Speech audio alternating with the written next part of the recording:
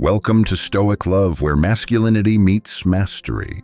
Most men think silence is the endgame, that if they just say less, they'll seem more powerful. But here's the truth. Silence is only the beginning. Real influence isn't just about what you withhold. It's about what you project when you choose to be seen. This video isn't about games, gimmicks, or manipulation. It's about learning the timeless strategy of controlled visibility, a mindset where silence, presence, and purposeful action fuse into a force no one can ignore. Rooted in Stoicism and sharpened by psychological precision, this approach transforms how people see you and how you see yourself. You don't need to be loud to be respected. You don't need to be flashy to be remembered. What you need is discipline, intention, and the courage to live with deliberate power. So if you're tired of feeling overlooked, unheard, or misunderstood, pay close attention. Because once you master this, you won't need to chase attention ever again. Attention will chase you. Let's begin. 1. The power and limits of silence. You've been told that silence is strength, that the less you speak, the more powerful you appear. And yes, silence can command a room. It can unsettle intrigue and force others to lean in. But here's the problem no one talks about. Used the wrong way, silence makes you disappear.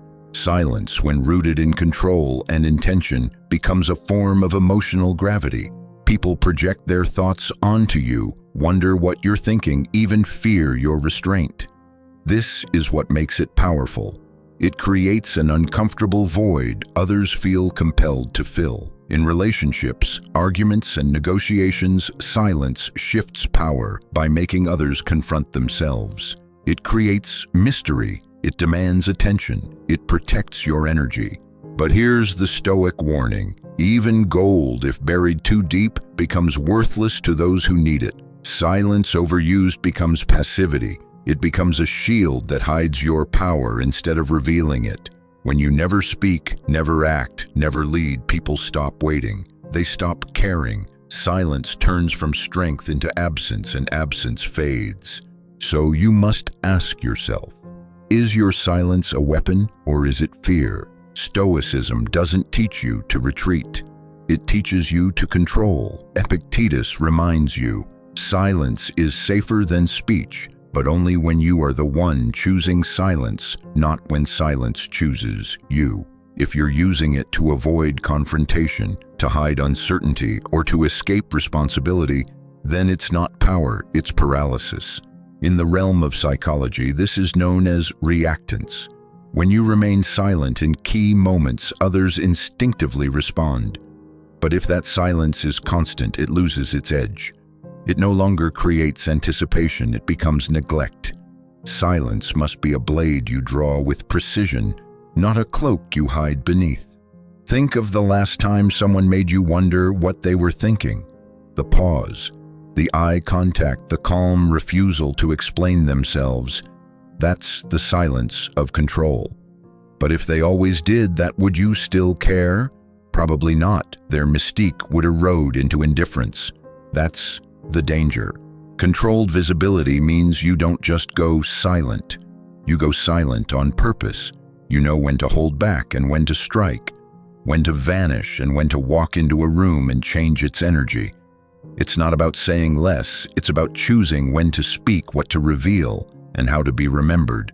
So next time you choose silence, ask yourself, is it building power or leaking presence? Now comment below. I command my silence, it doesn't command me. 2. Presence, silence with substance. You walk into a room. You haven't said a word, and yet every head turns. No, it's not about looks. It's not about clothes. It's not even about status. It's about presence, the psychological weight you carry that others feel before you ever speak. Presence is what gives silence its sharpness.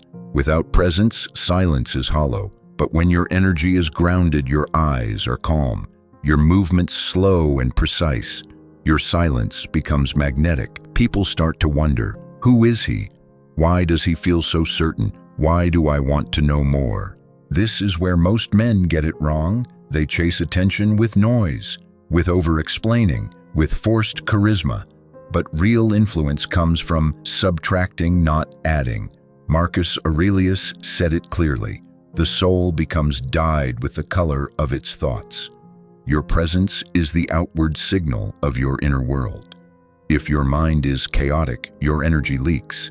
If your soul is calm, you radiate power. So how do you develop this kind of presence? It begins with stillness, not just physical, but emotional. You don't fidget, you don't chase, you don't need to be the loudest in the room, because you own the space simply by being. People subconsciously pick up on this through posture, eye contact, and micro-expressions. This is where dark psychology meets Stoicism. By mastering your own state, you influence others without words. It continues with self-trust. When you trust yourself, you don't need constant feedback. You don't seek approval. You don't apologize for existing. This kind of unshakable inner foundation gives others a reason to follow, to listen, to remember. You become the calm in their storm. Let's break it down practically. Walk slower than usual, command time. Make eye contact just 10% longer than comfortable, test their depth. Speak last in a conversation, watch how the energy shifts toward you. Say little, but make every word deliberate. People will hang on each one. Remember, presence is not about domination. It's about anchoring. You become the center of gravity in any room, not by force, but by choice. And women, they sense this more than anyone. They don't remember the man who tried too hard. They remember the one who stayed composed, the one who didn't flinch, the one whose silence wasn't empty, it was loaded with meaning. That's presence. So ask yourself now, when I'm quiet, do I disappear or do I expand? Now comment below. I speak through presence, not noise. 3. Deliberate action impact beyond silence. A lion doesn't announce itself before it strikes. It watches, it waits, and when the moment is right, it moves with precision. This is the essence of deliberate action, not constant activity, but focused execution. When silence has built anticipation and presence has established weight, action becomes your exclamation point. Here's the truth. Most men waste their power by doing too much. They talk endlessly. They rush into problems. They react to every slight.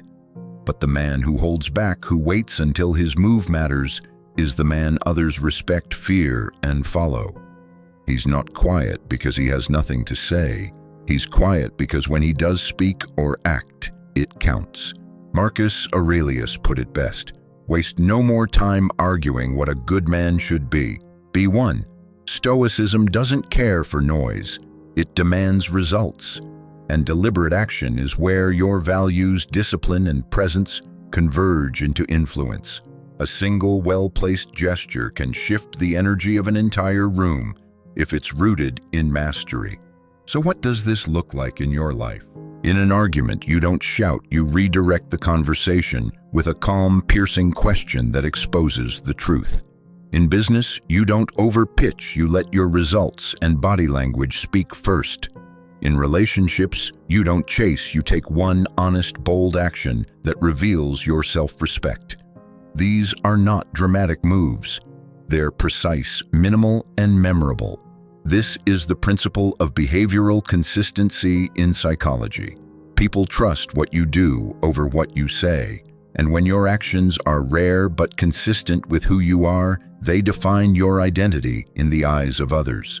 You don't need a spotlight, you become the spotlight.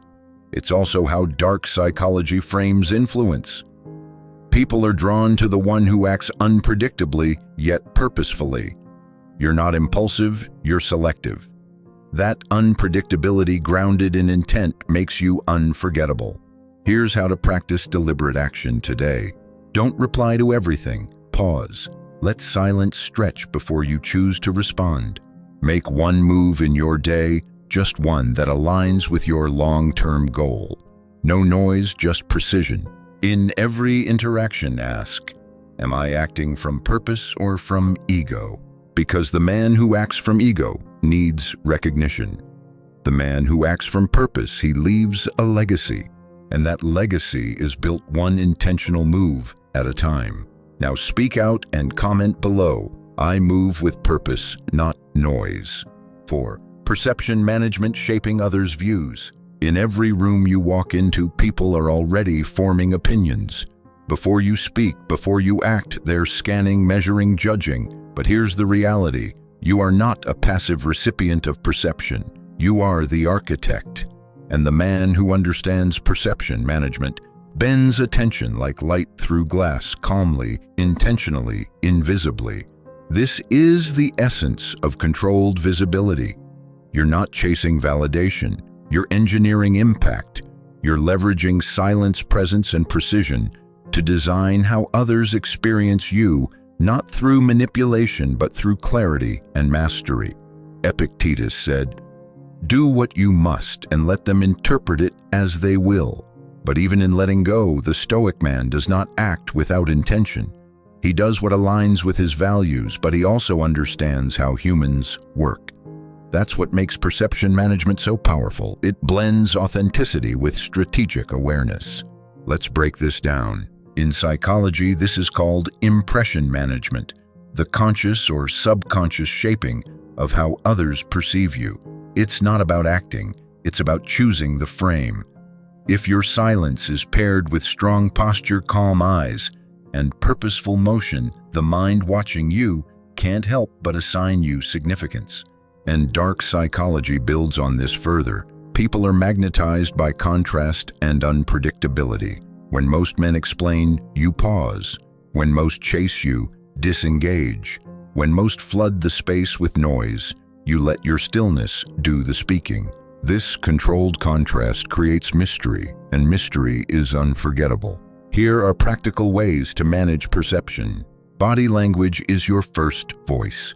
Shoulders relaxed, chin level, eyes calm but unwavering. Walk slower, breathe deeper. Timing is everything. Don't rush to enter a conversation. Let silence create gravity before you speak. Scarcity equals value. Don't make yourself constantly available.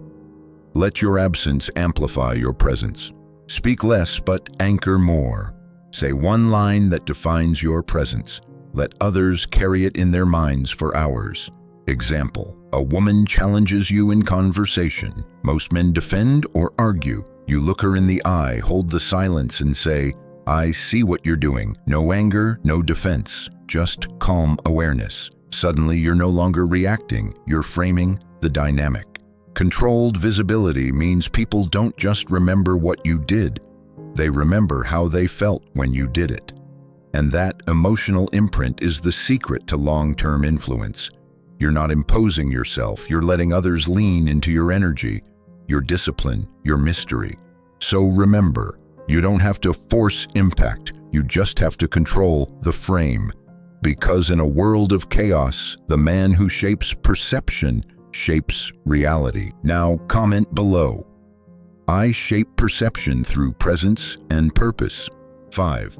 Controlled visibility, the core strategy. There's a reason the rarest metals shine brightest. The same principle applies to men. In a noisy world of overexposure and emotional desperation, the man who controls his visibility commands value. This is not about hiding, it's about being seen with purpose. Strategic presence, strategic absence. That's controlled visibility, the ultimate game of perception, timing, and self-mastery. You've likely heard this phrase, out of sight, out of mind.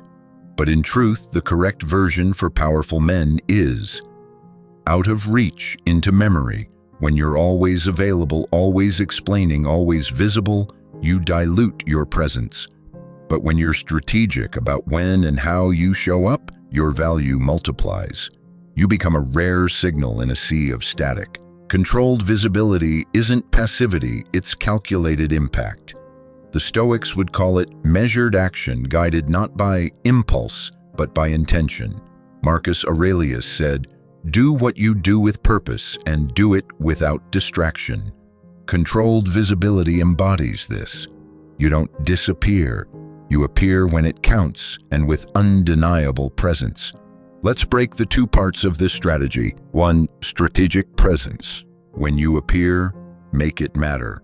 Show up with a focused mind, grounded posture, and clear intention. Don't speak to fill silence, speak to command direction. Don't chase validation, speak few words that resonate. Presence is power only when anchored in purpose. Example: you enter a room not loud, not attention-seeking, but calm, intentional. Your energy draws eyes before your words. You say less, but every word is weighted. You listen more, and your silence feels like you're calculating. That's magnetic. 2. Strategic absence. Here's the power most men never understand. Pulling away increases gravity, not ghosting, not vanishing, but removing yourself from low-quality noise so your return carries weight. Think of this as contrast. Your absence frames your presence. Your silence makes your voice valuable. Example: after a powerful conversation, you don't linger. You step away. No follow-up, no over-explaining. Let your last words echo in her mind. Let your presence haunt rather than chase. Psychologically, this taps into the scarcity principle. When something feels rare, it becomes more desirable. People start imagining what you're thinking, what you're doing. That curiosity transforms into attraction, into respect. Controlled visibility is not a trick, it's a discipline. It requires emotional restraint, awareness of timing, and a deep connection to your values. You show up to shift energy, not absorb it. You leave to increase weight, not disappear. You understand when your presence heals and when your absence teaches. This is the core of masculine influence, not noise, not neediness, not attention-seeking, but quiet authority. Timed appearances, unapologetic withdrawal. Every moment becomes a choice. Every choice builds your legend. Now comment below. I appear with purpose and vanish with power. 6. The contrast principle, amplifying impact. Imagine tasting fire after a lifetime of blandness. That's the power of contrast. It's not just what you do, it's when, how, and in what order you do it that defines your impact. If controlled visibility is your weapon, contrast is the sharpened edge. In a world of sameness, contrast carves memory into the minds of others. This is a psychological law. We notice what changes. Humans aren't wired to see what's constant. We're wired to notice difference. So when a man alternates between presence and absence, silence and speech, action and restraint, he becomes unforgettable. The Stoics understood this well. Marcus Aurelius said, "Look at the opposites, because it is in the difference between two states that clarity and power emerge. The man who is always calm gets ignored. The man who is always loud gets tuned out. But the man who shifts gears intentionally and sparingly, he becomes magnetic." Here's how the contrast principle works. 1. Silence versus speech. If you are always silent, your silence loses meaning. But if you're usually quiet and suddenly speak with gravity, people stop. They listen, they lean in. Your voice becomes a signal of urgency. Likewise, if you speak often, inject well-timed silence. The pause before a response. The refusal to react. That moment of quiet becomes louder than words. It shows power without aggression, patience without passivity. 2. Absence versus presence. Constant presence is dull. Constant absence is disconnection. But shifting between the two with precision triggers emotional waves. People crave your return. They remember your exit. Example: you mentor a team, show up strong for a project, then disappear to let them operate. Your absence is noticed. Then you reappear with feedback, clarity, leadership. That re-entry becomes a power move. 3. Stillness versus action.